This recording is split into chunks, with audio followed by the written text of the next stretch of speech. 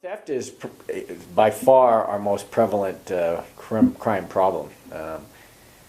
We are blessed in not having a multitude of more serious offenses.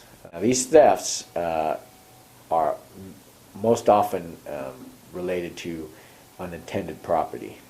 So people will leave a cell phone on a desk, they'll leave a purse out,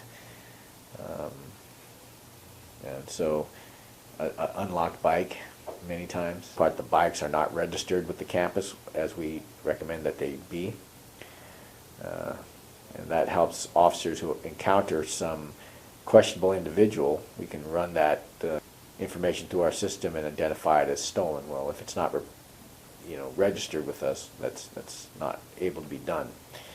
So I think some of these precautions in recording serial numbers and registering bicycles and stuff, if some of that was done beforehand, that would help with the recovery. But unfortunately, it's not always the case. Students and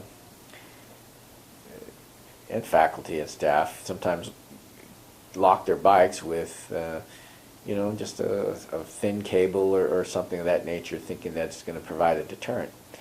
But for the most part, the thieves that come here to steal, they come here with bolt cutters. Now, those bolt cutters can go through a thin cable like it's a piece of string.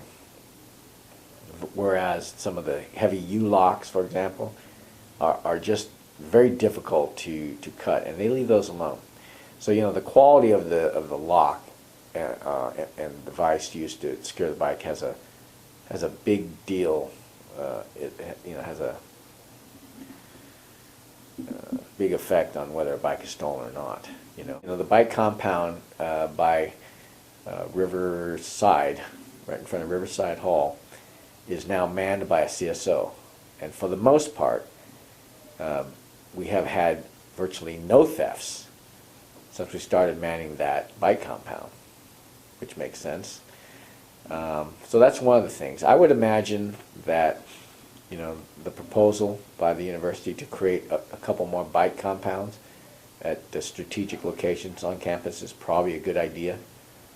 So there is discussion for that, and that will help reduce the total number of thefts, I think.